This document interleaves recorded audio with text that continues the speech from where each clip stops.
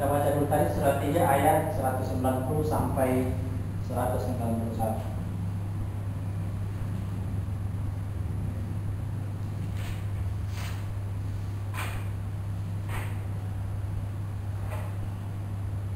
Sesungguhnya dalam penciptaan langit dan bumi dan silih bergantinya malam dan siang terdapat tanda-tanda bagi orang-orang yang berakal, yaitu orang-orang yang mengingat Allah sambil berdiri atau duduk atau dalam keadaan berbaring, dan mereka memikirkan tentang penciptaan langit dan bumi seraya berkata, ya Tuhan kami, tiadalah Engkau menciptakan ini dengan sia-sia, Maha suci Engkau, maka peliharalah kami dari siksa neraka.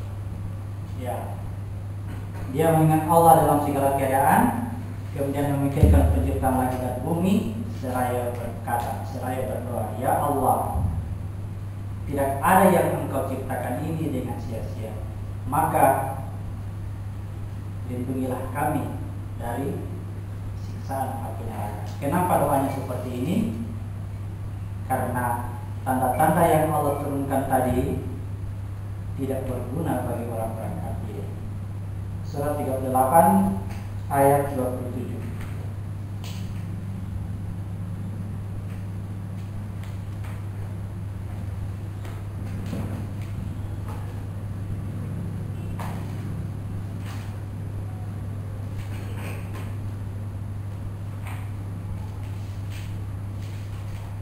Surat 38 ayat 27. Dan kami tidak menciptakan langit dan bumi dan apa yang ada antara keduanya tanpa hikmah. Yang demikian itu adalah anggapan orang-orang kafir. Maka celakalah orang-orang kafir itu karena mereka akan masuk neraka. Ya. Orang-orang kafir beranggapan pada penciptaan langit dan bumi itu tidak ada apa-apanya, tercipta di begitu saja. Kata Allah, celaka orang kafir itu karena dia akan masuk neraka.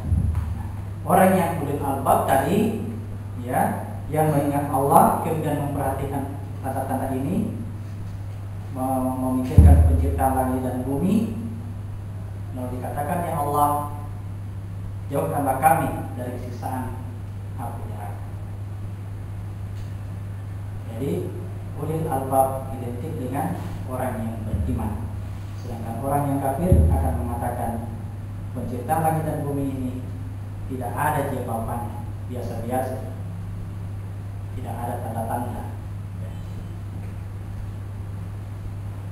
Jadi ayat mutasyabihat penuh dengan kode, simbol, lambang yang hanya bisa dibaca oleh orang-orang yang berakal. Namun demikian, Allah katakan Dia akan mengutus Rasulnya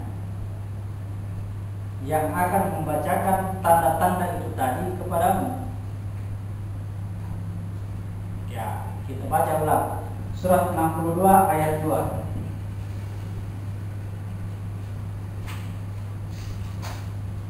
Surat 62 ayat 2.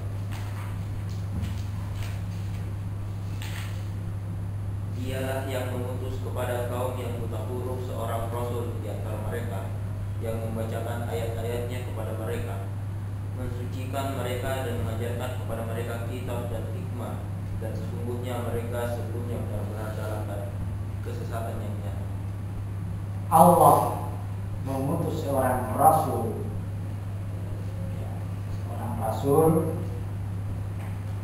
kepada kaum yang ummi, yang tidak mengerti, yang tidak tahu membaca.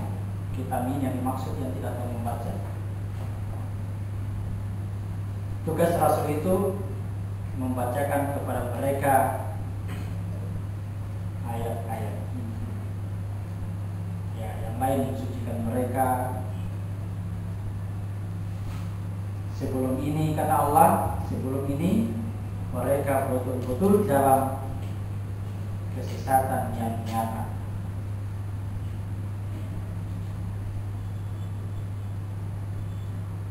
Rasul akan terus datang membacakan ayat-ayat itu.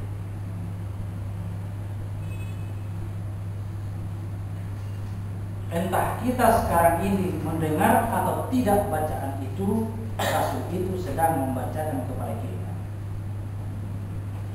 Buktinya adalah seandainya saja kita tidak mendengarkan Rasul itu membaca, kita tidak pahami bacaannya, begitu kita masuk di neraka nanti, di hadapan di pintu neraka kita akan ditanya, belum datangkah seorang Rasul yang membacakan ayat kepadamu? Kita jawab, betul, sudah pernah datang. 39 ayat 71.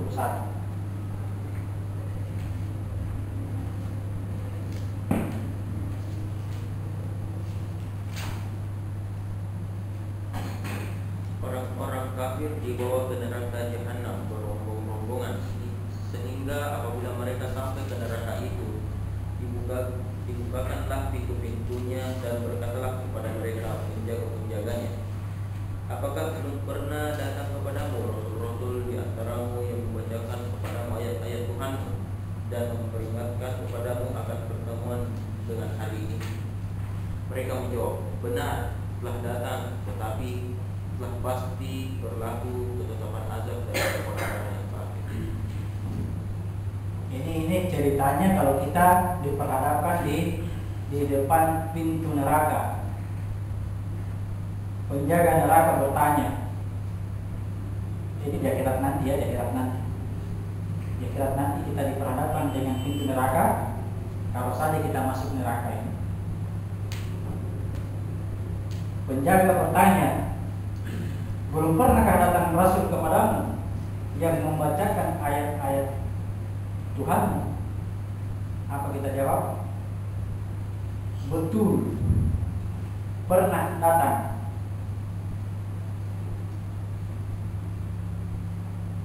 Peristiwa nanti di akhirat seperti ini keadaannya. Kebetulan ini kita belum sampai di akhirat, kita masih di sini, di dunia ini.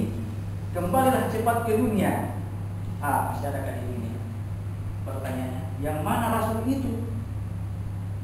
Ya, yang mana Rasul yang membacakan kitab itu? Sebelum di akhirat ditanya, jawabanku apa? Jawabanku iya, pernah datang Rasul. Jadi bertanya memang sekarang, ya mudah-mudahan kita tidak ditanya di depan pintu neraka, tidak ya. Kita mesti dengarkan Rasul itu. Kita mesti dengarkan Rasul itu membacakan ayat-ayatnya kepada kita. Dari mana datangnya Rasul? Rasul datang dari anfusmu. Ingat surat 7 ayat 172, tidak usah dibaca ini. Di sini kita punya anfus pernah berjanji kepada Tuhan. Sebelum kita terlahir seperti ini, nyata seperti ini, kita punya anfus menurut ayat ini pernah berjanji. Kemudian kata Allah surat 9 ayat 148, Rasul itu datang dari anfus. Surat 9 ayat 128.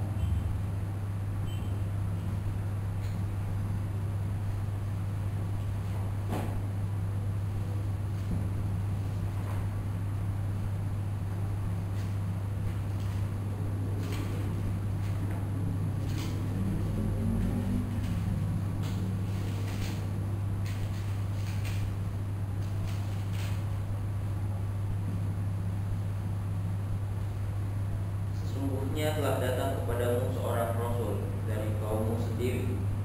Berat terasa olehnya penderitaanmu, sangat menginginkan keimanan dan keselamatan bagimu. Amat belas kasihan lagi penyayangan terhadap orang-orang mukmin. Laqad ja'akum rasulun min anfusikum. Sesungguhnya telah datang Rasul dari anfusmu. Saya punya anfus pernah berjanji kepada Tuhan, Rasulku anfusku. Bapak punya anfus, pernah berjanji kepada Tuhan. Rasulnya Bapak datang dari anfusnya Bapak. Jadi setiap orang nanti punya rasul. Setiap orang punya rasul karena dia punya anfus yang pernah berjanji sebelumnya. Rasul itulah yang dalam peristiwa Isa kemarin, pengajian kemarin, minggu kemarin, Isa menuju ke sebelah timur, kemudian dia membuat hijab yang tidak diketahui oleh manusia. Datanglah malaikat Jibril membawa rasul itu. Rasul itu dikandung oleh Maryam. Maryam dalam kandungannya datang kembali kepada manusia. Maryam mengandung Isa. Maryam mengandung Isa. Pesan Jibril kepada Isa, pesan Jibril kepada Maryam, wahai Maryam, kalau kamu ditanya, kamu diam. Biarkan Isa yang berbicara.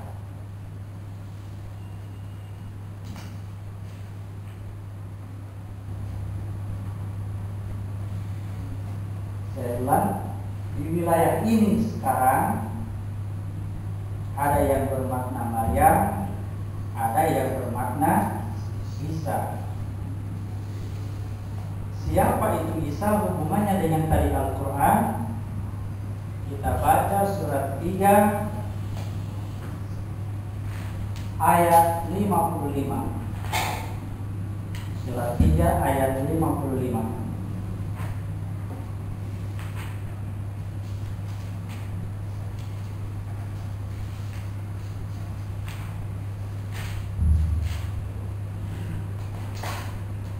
Ingatlah ketika Allah berfirman, hai Isa, sesungguhnya aku akan menyampaikan kamu kepada akhir ajalmu dan mengangkat kamu kepadaku serta membersihkan kamu dari orang-orang yang kafir dan menjadikan orang-orang yang mengikuti kamu di atas orang-orang yang kafir hingga hari kiamat. Kemudian hanya kepada akulah kembalimu. Lalu aku memutuskan di antaramu tentang hal-hal yang selalu kamu berselisih padanya. Allah mensucikan Isa. Allah yang mensucikan Isa. Surat 56 ayat 77 sampai 79.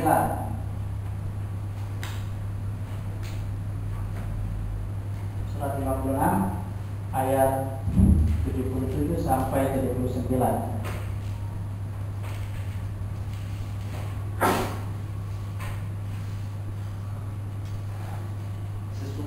Al-Quran ini adalah bacaan yang sangat mulia. Pada kitab yang terpelihara, tidak menyentuhnya kecuali hamba-hamba yang disucikan.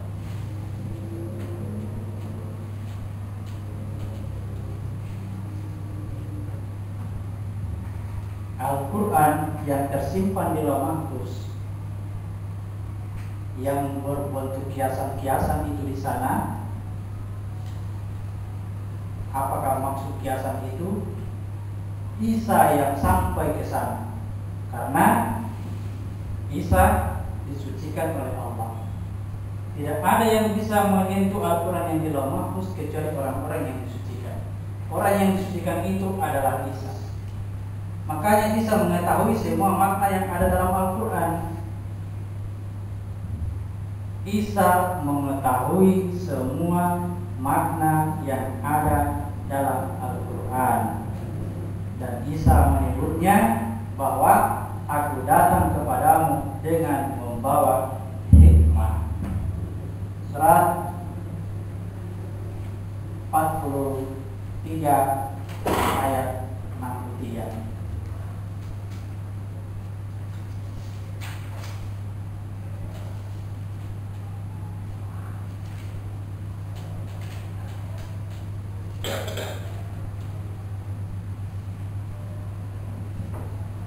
Dan tatkala Isa datang membawa keterangan, dia berkata, sesungguhnya aku datang kepadamu dengan membawa hikmat dan untuk menjelaskan kepadamu sebagian dari apa yang kamu berselisih tentangnya. Maka bertakwalah kepada Allah dan taatlah kepada-Nya. Ketika Isa datang membawa keterangan, ya, Isa datang membawa keterangan. Dia katakan, inilah hikmah. Saya datang membawa hikmah yang menjelaskan apa yang selama ini kamu berselisih tentangnya. Apa ini ya? Apa ini ya? Bisa datang menjelaskan itu.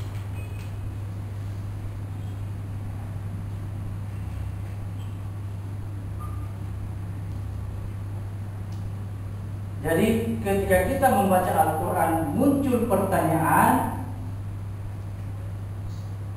Allah akan mengutus Rasulnya untuk menjelaskan apa yang kamu tidak tahu.